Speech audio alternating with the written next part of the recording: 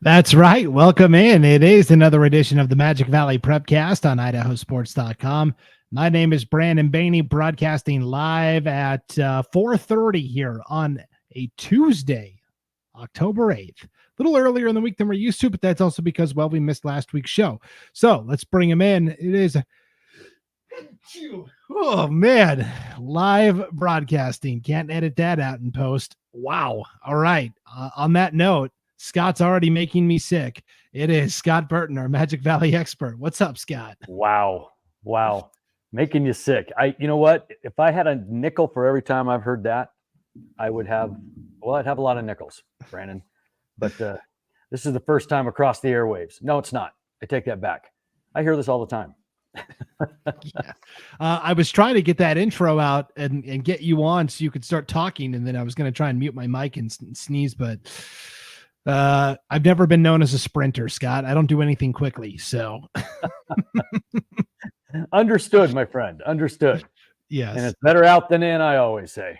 For sure. So here on today's edition of the Magic Valley Prepcast, we're going to cover stories that have occurred kind of over the last 2 weeks since we missed last week's show. It's just that time of year where I was off traveling and Scott was gone for a little bit. And so it was a missed connection, Scott, and hopefully my internet connection is all right here throughout the Prepcast. If it starts to lag, anyone in the comments can let me know. We are streaming live on the IdahoSports.com YouTube channel, Facebook page, and X account. You can watch this on replay anytime at those three destinations. You can also listen to this podcast at IdahoSports.com or wherever you download and subscribe to podcasts. Scott, on your name tag here, for those that are watching on the video, you've got Dodger Blue. Big game 3 coming up tonight. National League Division Series, Dodgers and Padres tied 1 game apiece. And my wife likes watching baseball, Scott, but she likes watching it more so for the fights. And she is like, it's happening. There's going to be a throwdown between the Padres and Dodgers, and she can't wait. She's excited. Well, you know what? This one's got a lot of drama attached to it now after what happened with the robbed home run and then Machado chucking a baseball at the Dodger dugout. And I mean, there's some definitely bad blood here. And, you know, I'm a lifelong Dodger fan, and the team that I did not want to see in the playoffs was the Padres. The Padres can lose 80 games on the year. As long as they beat the Dodgers, that's all that matters. Because they'll lose to the White Sox, get swept, whatever. Worst team in baseball. But when it comes to the Dodgers, they bring their A game. And that's what I'm afraid of. I went down to San Diego over first part of August, and caught the Dodgers and Padres at Petco, and sat right by the dugout, Dodger dugout, right on the net, you know, and Ohtani's walking by and Kershaw's walking by. And then that's it, because they had been hurt that entire last part of the summer. You know, no Muncy, no Freeman, no Mookie. Now they're all back, and they better get it together, or Dave Roberts is going to find his head on a chopping block, because they were about tired of the Dodgers and this all-star cast of characters not progressing in the playoffs. Anyway, I'm a little worked up for tonight. Yeah, and I'm sure you are like me. You despise Manny Machado, right? Yeah, no, absolutely. Yeah, that smug little brat. If he were right in front of me, I would say, you play well, sir. Right. I can't stand him from his Baltimore days. He ended the career of my beloved Boston Red Sox second baseman, Dustin Pedroia. He slid in with his spikes up and intentionally spiked his knee at second base and ended his career. And so I've hated the guy ever since. I will not that moment where Chuck the whole team in the dugout. That on highlight reels. You're cutting on us, Brandon. Okay. Well, I was basically just saying, as much as I hate Machado, I can't deny that moment where he gathered everybody in the dugout for that pep talk. I mean, we'll see that on highlight films for years to come, unfortunately. So go Dodgers. Yep. All right. Well, it's not quite as heated as Dodgers Padres, but Glens Ferry and Valley did battle for the annual Stanley Trophy this past weekend on the gridiron. Valley ended up winning that game. So they get to retain the Stanley Trophy, named for Lynn and Kathy Stanley, who were pillars in both communities and tragically passed away. We talked about it on last year's edition of the Magic Valley Prepcast, and that clip is actually part of our intro here in season 4. But Glens Ferry really got on the map, Scott, because of what they did the week before against Raft River, previously undefeated Raft River. Glens Ferry goes to Malta and knocks them out 32-8. What a win for the Pilots, and it set them up really well for positioning for the playoffs. It really did, and every team needs a signature win, something that just puts a feather in their cap and maybe propels them a little bit, gives some momentum, and this was it. I mean, Glens Ferry showed up on the road and took care of the defending champs on their home field in dominating fashion, and head coach Eric Stewart and his crew, they did a really good job committing to the game plan they had. And it was really stop the run. Because, I mean, you've got Raft River that just likes to line up and double tight ends, and they just kind of just run it right in your face and just say, stop us. Well, Glens Ferry had a plan, and they challenged their D line to kind of win the man-on-man battles, and then they just shot their linebackers through the gaps and just tried to stop the run. And if they got through that second wave or those blitzing linebackers or whatever it was, then I guess a touchdown city for Raft River, but it never happened.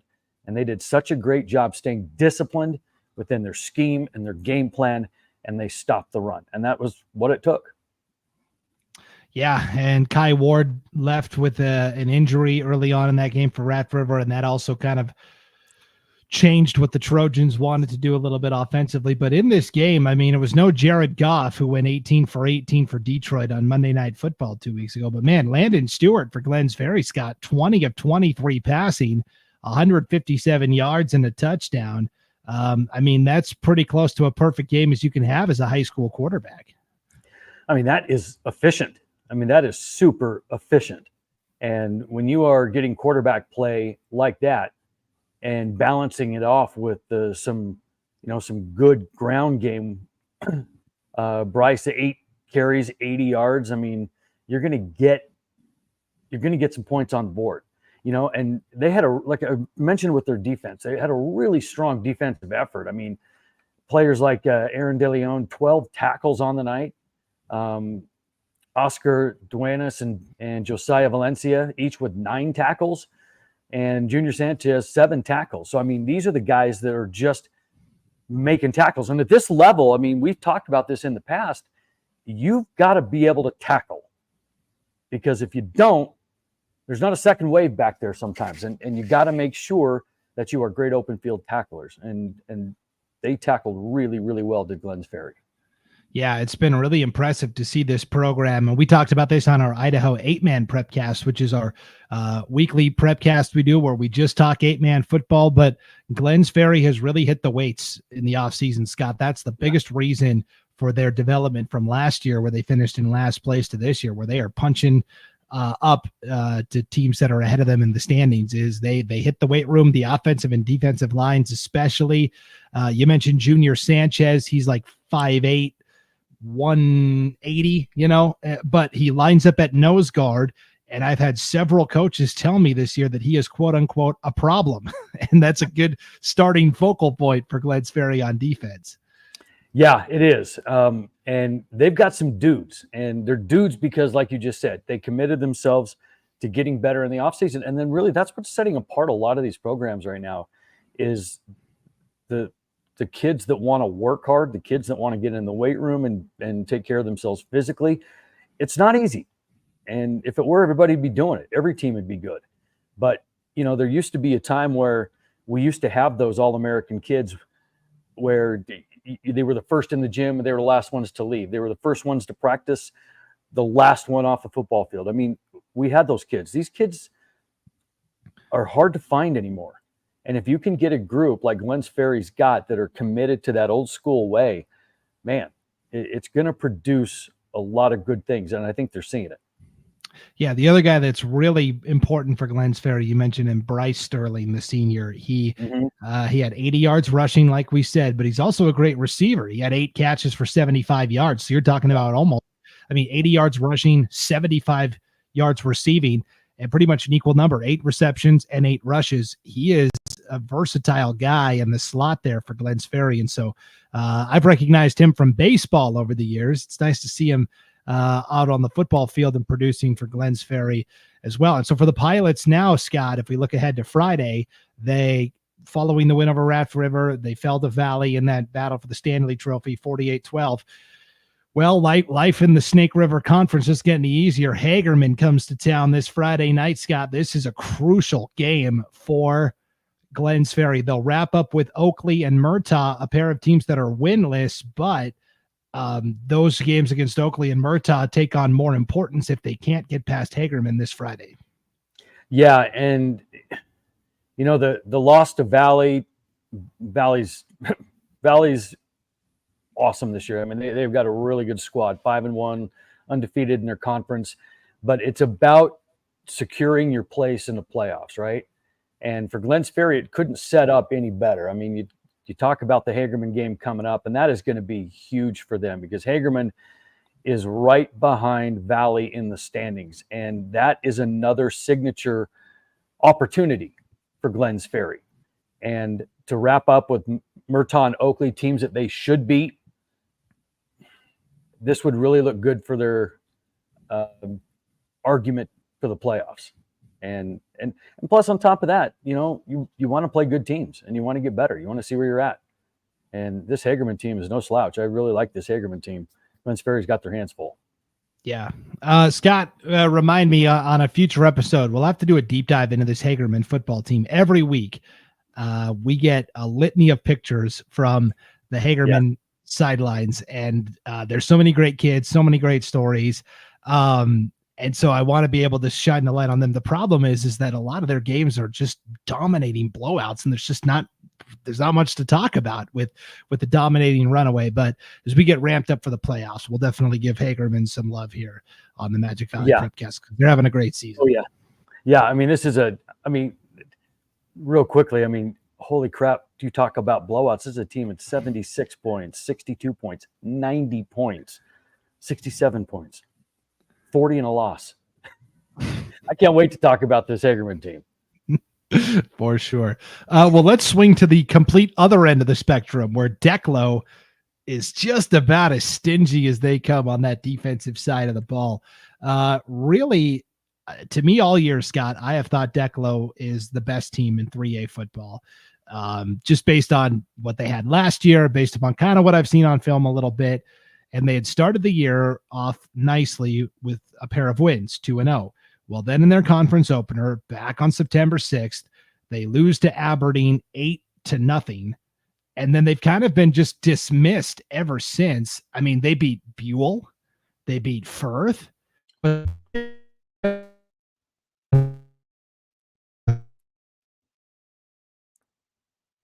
Brandon, that North Idaho internet. The Pirates came to Declo for a oh no. Right after you said they beat Firth, then we lost you for a half a second. Okay, you got me now? Got you now. Okay. So yeah.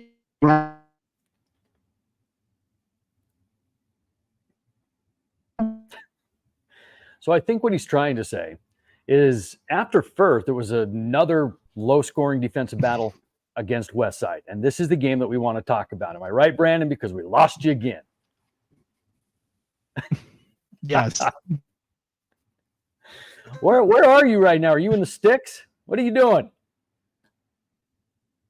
So anyway, this game against Westside, Declo, we talked about stingy defenses. This is a team in Declo that just does not allow points. Even in the loss that they had, they only gave up 8 points to Aberdeen. And, this Westside team, no slouch, 4-1, but this was another defensive gem by the Declo Hornets, who, like you said, Brandon, have the stingiest defense probably in this conference.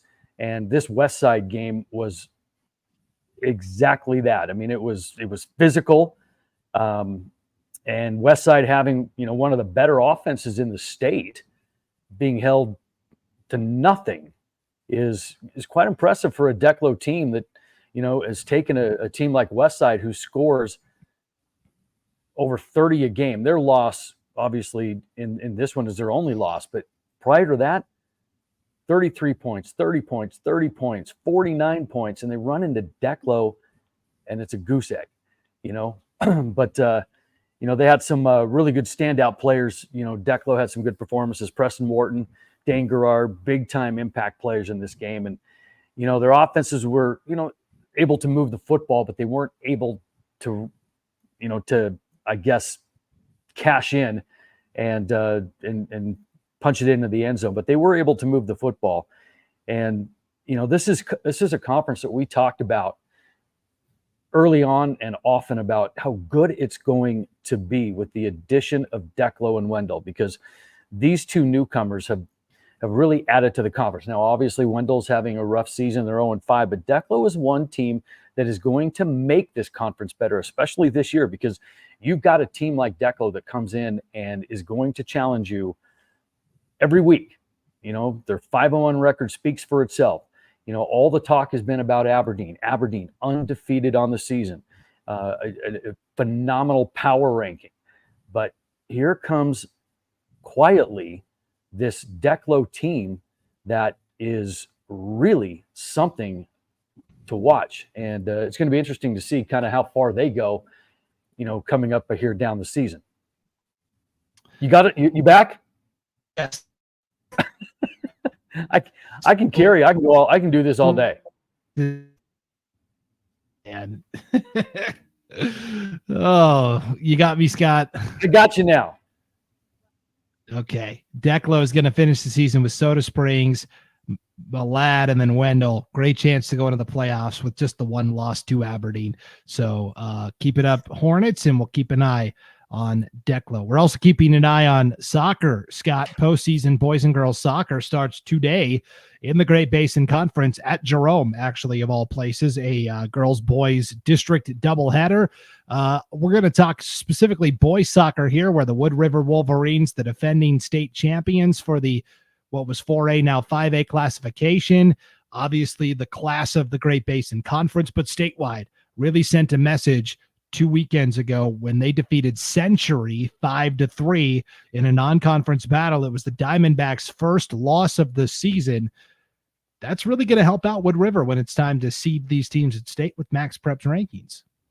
Oh, absolutely. This Wood River soccer team is once again outstanding. They've got a healthy mix of seniors, juniors, sophomores. I mean, they've got it across the board, which means that it's not just completely dominated by one class. I mean, this is a juggernaut, man. This is something special in Wood River. And, coming off of the state championship last year, number one ranked team in the state right now, and proving it. Their only loss on the year was a 1-0 loss to Boise in early September. But after that, I mean, it has just been domination by Wood River. I mean, you look up and down, their schedule, including that loss, they've only played in 3 1-goal games. Everything else has been 2 goals or more. That's how dominant this Wood River team has been this year. Yeah, and so in that win over Century, 5 goals scored by 5 different players, 4 juniors and a senior. Owen Walker, the lone senior to score.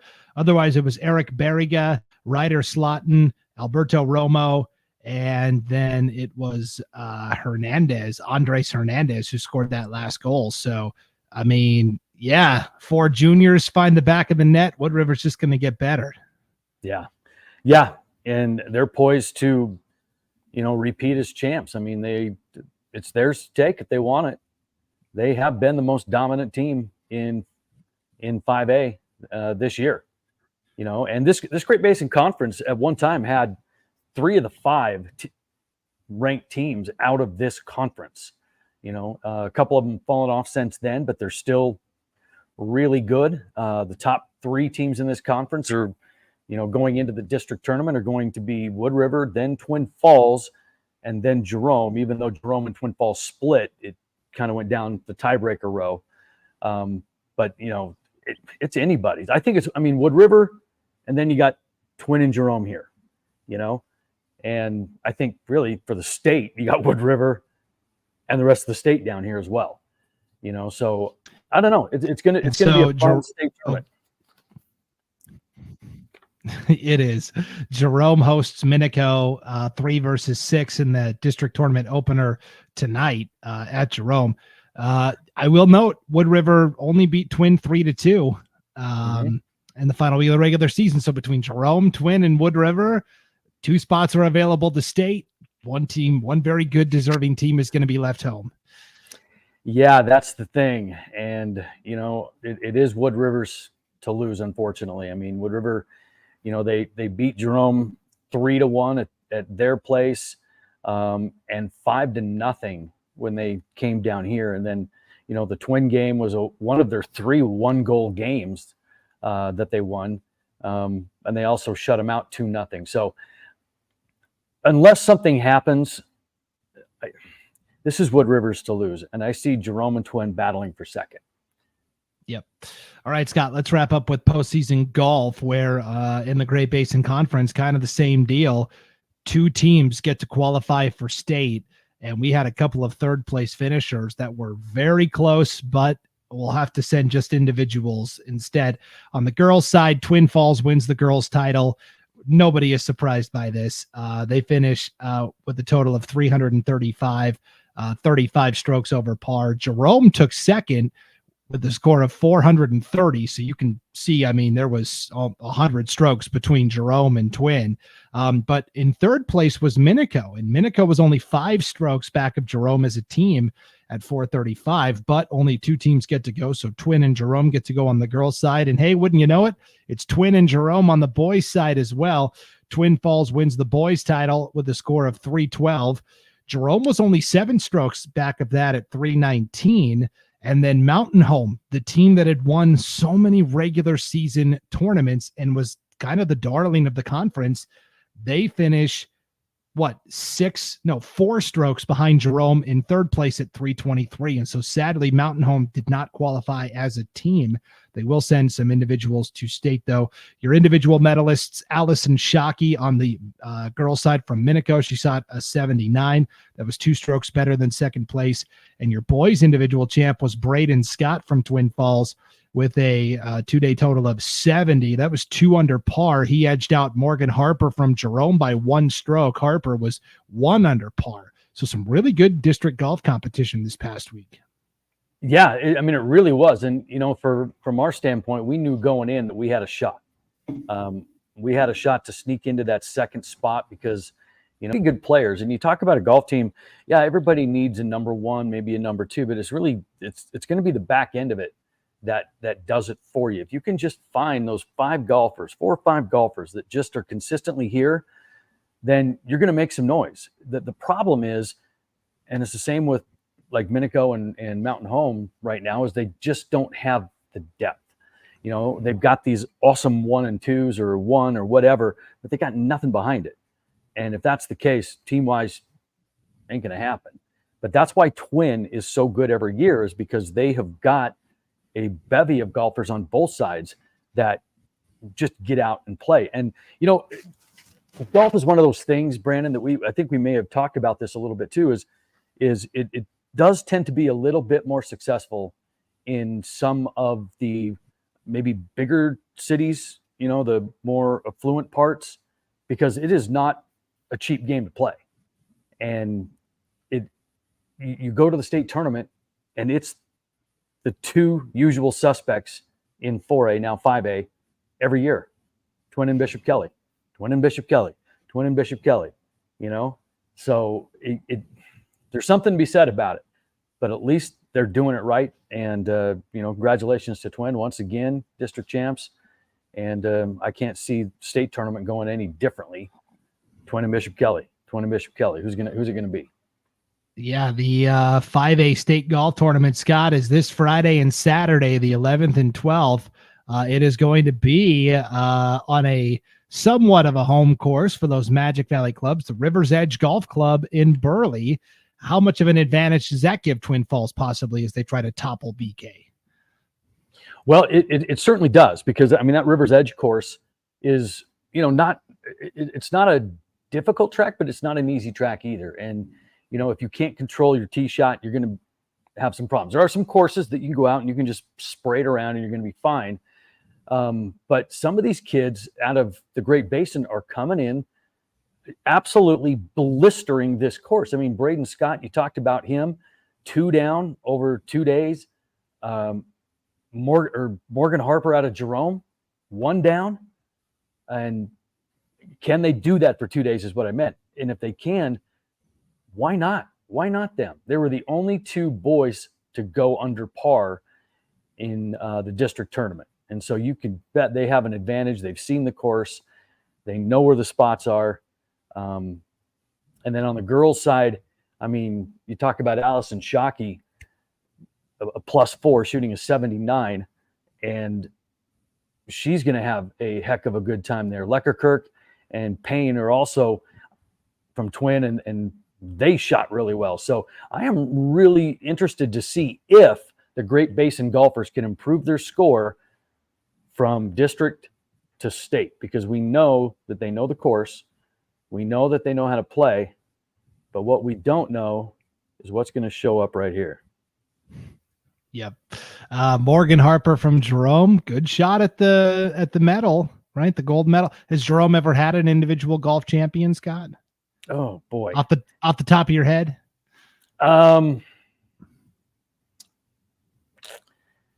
Gold medal? Boy, I'd have to go back into the archives.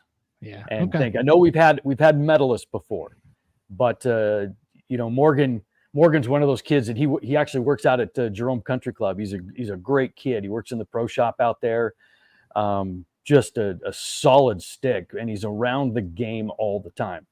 And it's the kind, and he's such a good kid, a nice kid, and you just pull for him because he's one of those kids that is humble, and he just lets his game do the talking. Well, we're certainly going to be cheering on all of the Great Basin golfers at the state meet this Friday and Saturday at River's Edge in Burley. Should be a great time. Scott, I know you've got to run. You've got postseason soccer to attend to at Jerome. Make sure you text us those scores when they're finished tonight. We'll update the brackets on the website. Yeah, and if you look at the brackets, these games were actually supposed to happen on Thursday, but when everything got put together and the brackets got filled in, well, Thursday, CSI men and women are playing on our field, because if you don't know, the College of Southern Idaho, this is their first year in men and women's soccer, but they're building a complex in Jerome, and it's not finished yet.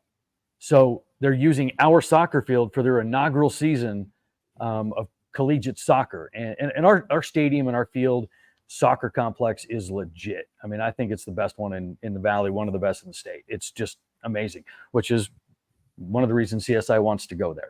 But that created a problem with our district bracket, because all of a sudden we had to move 2 games that were supposed to be on Thursday to today. And so we've got our girls hosting Burley going on right now. Should be late in the second half. And then the boys coming on right after that as they take on Minico in the opening round. So yeah, Jerome's really on the rise. You guys hosted a state play-in match last year for soccer. You're hosting a state volleyball tournament this fall, right? Yeah. I've got the 2A state tournament at my place, and it's over Halloween too. I mean, it's like, golly. So I guess and I'm there. Any event in our gym, I'm on the mic for, just because I don't want anybody else doing it. It's my house. I protect it. And so I guess I'm just going to be dressed up in something at the table on Halloween. And since there's no band and those kinds of things, timeouts, end of sets, whatever, it's DJ time, right? And that's what I do. And I'll have Halloween music queued up. Maybe I'll just have little candy corn things at the end of the bench. I don't know. I'm going to figure something out, because this 2A state tournament is going to be something that they're going to remember. and I'm going to be right in the middle of it. So it's going to be a ton of fun. Well, at least you froze with a smile on your face, Brandon. Oh, man. You know, AOL All right, went well, out. that's our AOL, cue to leave. AOL went down Scott like froze 95. up. I don't even know if I I'm think- broadcasting still at this point. My internet is horrendous, Scott. Wow. I see that. Man, you've got T1 social skills with dial-up internet. So I don't know. Get off the phone. I'm trying to shoot a podcast. Exactly. Put down the party line. All right. Well, on that note, thank you for tuning into the Magic Valley Prepcast. For Scott Burton, I'm Brandon Baney. We'll see you next time.